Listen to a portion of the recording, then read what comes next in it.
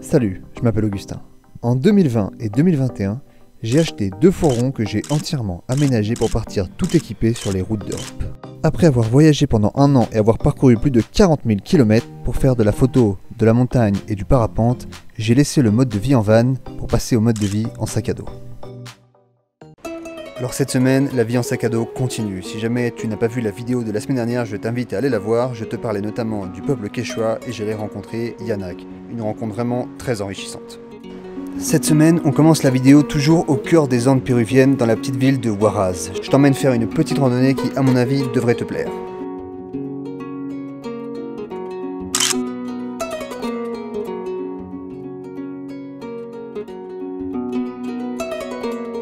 On est ici au cœur du parc national de Huascarán et le but est en fait d'arriver à la Laguna 69, la voici.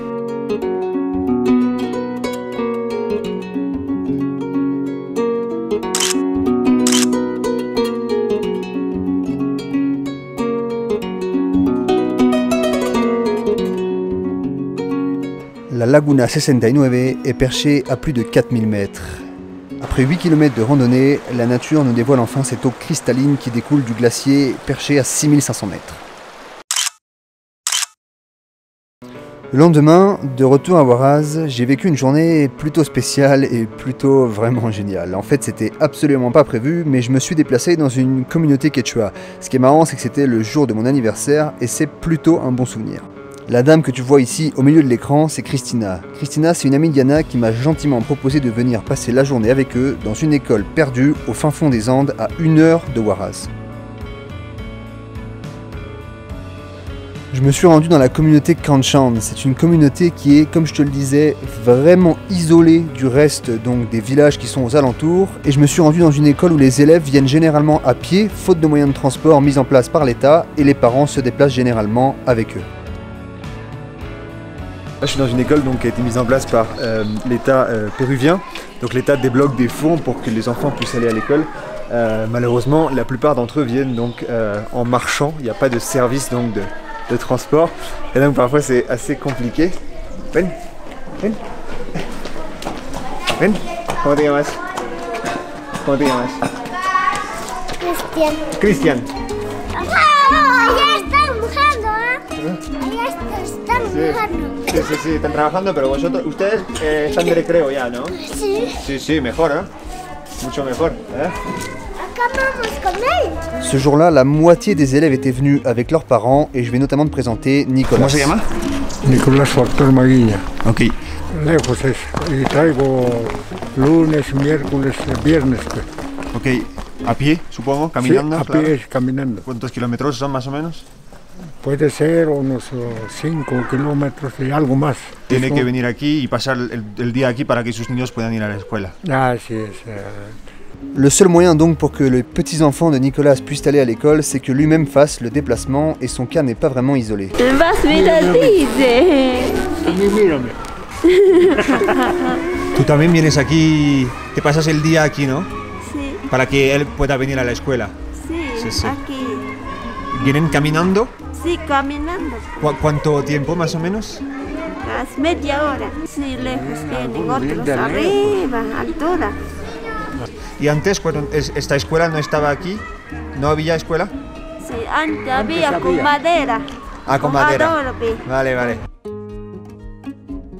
Caméra à la main, j'ai donc continué mon modeste petit reportage sur cette école et je trouve que c'était vraiment très intéressant. Bien souvent, les parents qui accompagnent leurs enfants à l'école les aident et s'assoient avec eux en classe. Dans la vidéo de la semaine dernière, Yanak nous parlait de son association qui était notamment chargée d'aller dans les écoles pour promouvoir la culture quechua.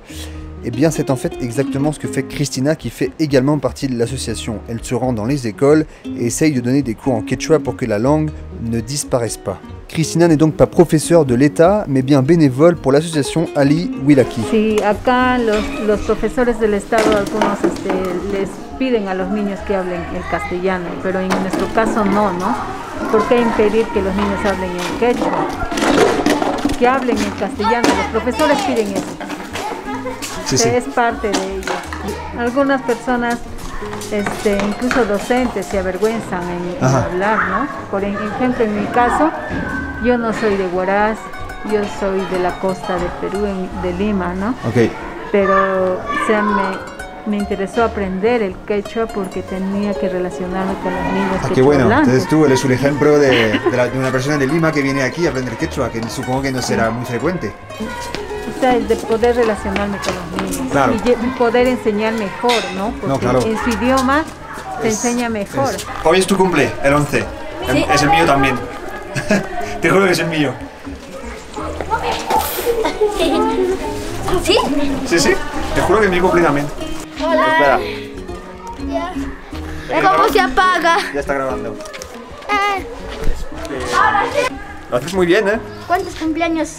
Yo tengo 25 años hoy. ¿Tienes esposa, hijos? ¿Eres viudo? No tengo esposa, no tengo hijos. ¿Soltero? Soltero, exactamente. ¿Dónde vives? Muy buena pregunta. Vivo en Francia. ¿Sabes dónde está? No sé, yo no No sabes dónde está. Vale. Comme tu peux le voir, malgré l'usage de la langue quechua à la maison, les élèves privilégient plutôt l'espagnol à l'école parce que, comme nous l'expliquait Christina, les professeurs de l'État péruvien obligent les élèves à parler espagnol. C'est donc là tout le but de l'association, promouvoir cette culture et la conserver. Je suis pas sûr que cette partie ait vraiment des règles, mais bon. Et après un petit foot sans règles en fin de journée, j'ai quitté la communauté Kanchan, mais plein de souvenirs. C'était vraiment une journée très enrichissante.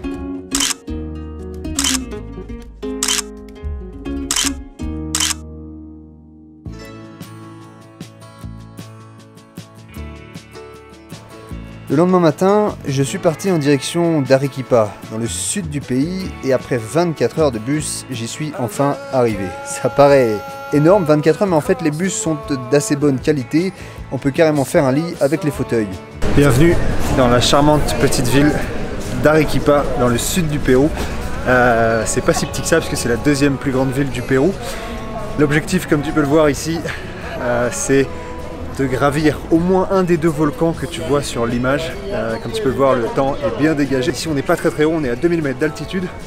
On va aller se promener un peu dans la ville d'Arequipa, essayer d'en savoir un peu plus sur cette ville qui est vraiment très charmante. Et ensuite on va passer à 2 petits jours d'ascension du volcan Chachani.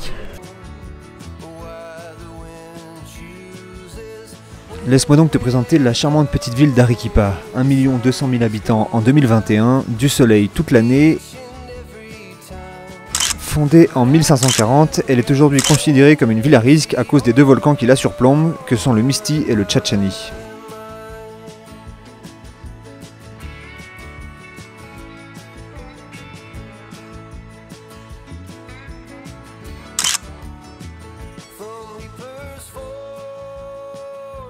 La spécialité d'Arequipa, et ce depuis quelques siècles, c'est la glace. Du coup, on va essayer ça. El helado es como muy famoso aquí, ¿no? En Arequipa. Sí, es postre bandera.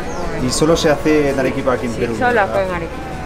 No hay en Lima, ni en Cusco, ni en otra parte. Solo aquí, en Arequipa. ¿Cómo te llamas? Vale. Sí. Muchas gracias.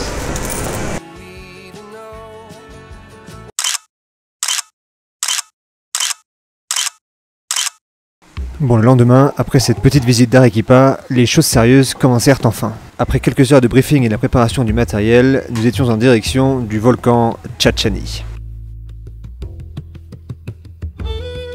Je t'avoue que j'étais assez stressé, je ne savais pas trop à quoi m'attendre, j'étais jamais allé aussi haut. On a commencé la randonnée à 5200 mètres, le but c'était d'aller au campement de base qui est à 5300 mètres. Arrivé sur place, on s'est mis directement à monter la tente.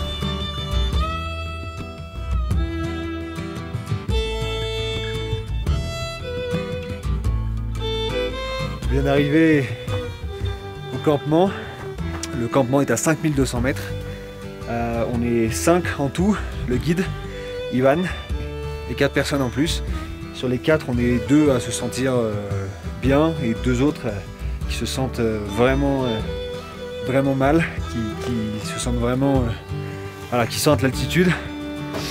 Moi ça va, en vrai, je suis assez content. Et donc demain on sera à 6000 mètres. Ça devrait être plutôt cool. Et laisse-moi donc te présenter les autres membres de cette excursion. Nous sommes en tous 5, 2 Espagnols, 2 Péruviens et un Français. Voici Ivan, le guide et notre ange gardien durant l'excursion qui a directement commencé par mesurer notre taux d'oxygène dès notre arrivée. Et malgré ce bon repas préparé par Ivan, 2 d'entre nous ne le savent pas encore, mais ils ne montreront pas, se sentant trop faibles. Et après donc ce petit dîner, direction le dodo pour quelques heures de sommeil avant un réveil à minuit 40.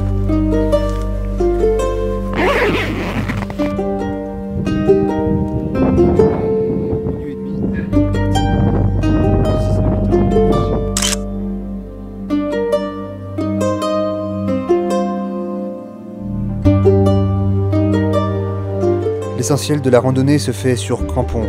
Les paliers avancent 5006, 5007, 5008. Difficile de respirer, mais la récompense n'est vraiment pas très loin. Et enfin, à 5h30 du matin, la voilà.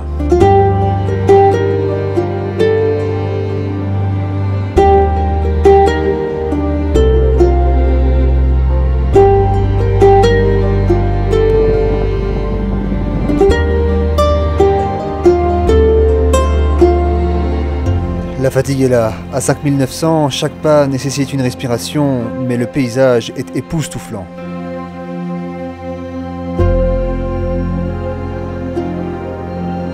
On arrive à 6000 mètres.